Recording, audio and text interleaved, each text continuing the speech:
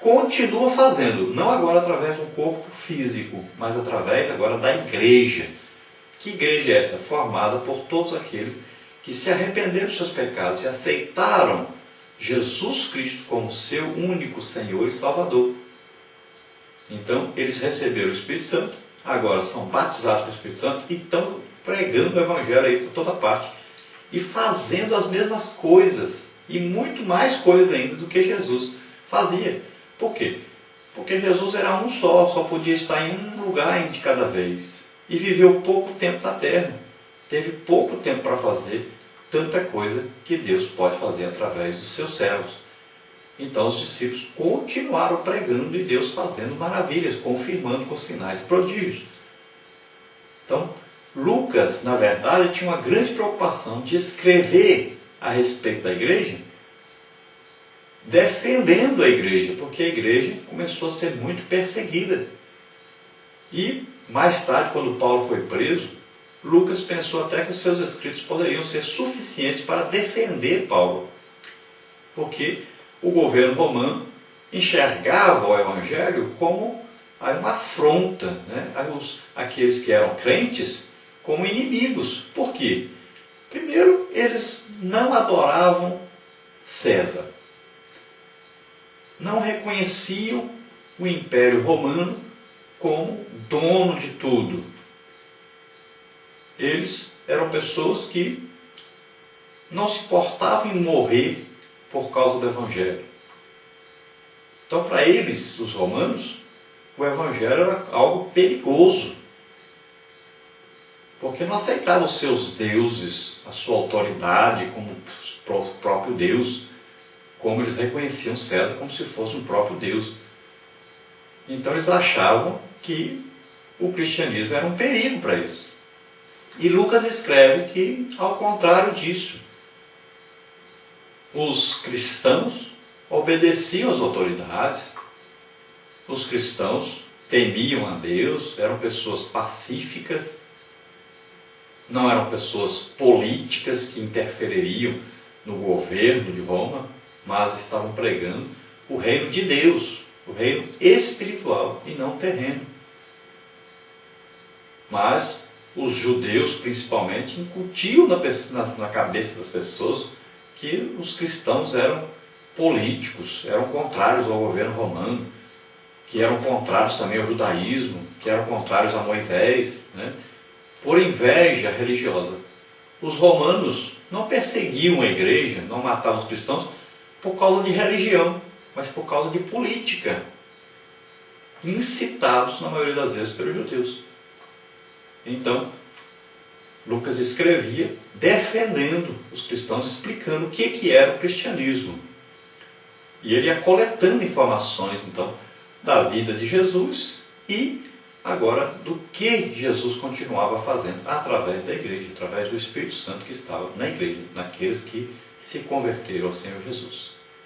Vamos ver nossa verdade prática, que diz assim: a expansão contínua do Evangelho completo é um distintivo da igreja que não se descuida da oração. Então veja bem que a expansão contínua da igreja, a igreja vai crescendo, ela vai aí percorrendo todo o mundo, e onde passa vai falando, pregando o Evangelho, e as pessoas que ouvem e abrem os seus corações para Deus vão sendo convencidos pelo Espírito Santo. Não é pelas pessoas, ninguém pode convencer a pessoa a ser crente, né? A ser salvo, porque não vai dar certo, não é pela força, não é pelo convencimento humano. As pessoas precisam ser convencidas pelo Espírito Santo para ter uma legítima conversão. Nós não estamos chamando a pessoa para uma sociedade. Ah, vem para cá que você vai ficar rico. Ah, vem para cá que você não vai adoecer mais.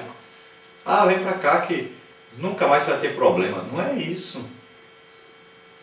Nós estamos pregando o Evangelho de Jesus Cristo.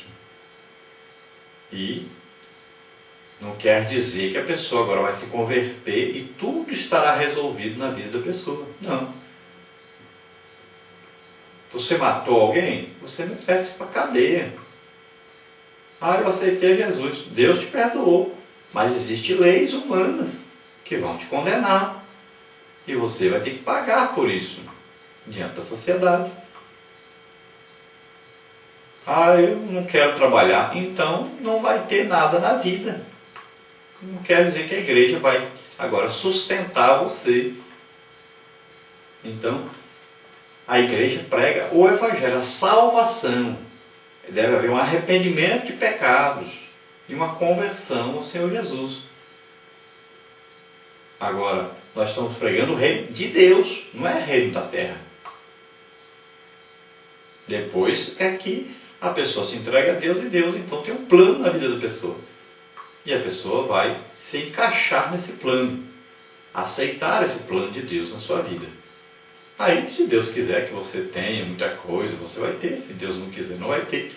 Se Deus quiser que você vá pregar o Evangelho sem ganhar nada, vai. Então, Deus é que tem o plano e você se encaixa no plano de Deus e vai fazer a obra de Deus. Então, o Evangelho deve ser pregado de acordo com a palavra de Deus, com a Bíblia. E as pessoas vão se converter a Jesus Cristo e não a uma denominação, ou a um povo, ou a uma pessoa. Nada disso. Mas a Jesus Cristo. Agora, para que existam conversões legítimas, salvação legítima, é preciso que a igreja esteja sempre orando. E não é orando pouco, é orando muito. E a oração está entrelaçada com o jejum. O jejum é a busca pela presença de Deus. É o enfraquecimento do corpo para que o espírito fique forte. Então é preciso, é necessário e é ensinado em toda a Bíblia a respeito do jejum. Quando a Bíblia diz, se o meu povo se humilhar, é jejum. Então veja bem que sempre a Bíblia fala para nós sobre jejum. Jesus jejuava, os discípulos jejuavam. Sempre na Bíblia fala-se sobre jejum. O apóstolo Paulo jejuava. E ele dizia, eu esmurro o meu corpo para que ele se sujeite a Deus. Isso ele está se referindo a jejum. Ele diz, olha, eu estive em prisões e eu fiz jejuns. E ele explica quando ele vai falar sobre a sua vida. E ele fazia mais do que os outros ainda. Então, é ensinado na Bíblia. A igreja deve jejuar, a igreja deve orar sempre, buscando essa presença de Deus, essa intimidade com Deus, buscando o poder de Deus em ação na igreja para que hajam muitas conversões. Então, a sua igreja está fazendo uma festa, deve-se primar pela oração, para que essa festa traga o quê? Muitas conversões, muitos milagres, que traga a presença de Deus poderosa. Quando Deus está presente, existem milagres, maravilhas, salvações, muita coisa para acontecer. Então é necessário muita oração. Ah, mas eu vou pregar o Evangelho em tal lugar. Então comece a jejuar e a orar para que Deus possa te usar em tudo que você for fazer. Então deve ser normal na vida do cristão o jejum e a oração. É normal, deve ser sempre normal isso. Sempre esteja. Vou interceder por alguém. Comece a jejuar e orar por alguém. Então sempre deve ser uma prática na vida cristã o jejum e a oração. É através da oração que nós vamos ter comunhão com o Espírito Santo. E o poder do Espírito Santo será liberado. E é sempre através da oração que vai haver, então, a presença de Deus onde nós estivermos. Então é importante saber isso. A igreja começou no dia do Pentecostes. A igreja que prega no Evangelho no poder e na unção do Espírito Santo. Então veja bem, que a partir daí é que a igreja começou então a divulgar, propagar o Evangelho. E com coragem, com intrepidez. Então na sua igreja você quer que haja batismo com o Espírito Santo? É simples, basta todo dia orar buscando o batismo com o Espírito Santo. Reúnam-se e busquem. Mas é preciso muita gente para isso acontecer? Não. Eu participei de 2 grandes avivamentos. Na congregação Monte Tabor Imperatriz e na congregação Monte Hermon. E como é que aconteceu esses dois grandes avivamentos? Começaram com uma pessoa orando. Daí a pouco apareceu mais um, foi aumentando. E Jesus começou a batizar com o Espírito Santo. O Espírito Santo começou a conceder dons. E isso foi aumentando. Daí a pouco os cultos começavam às 7 da noite e terminavam às 7 da manhã.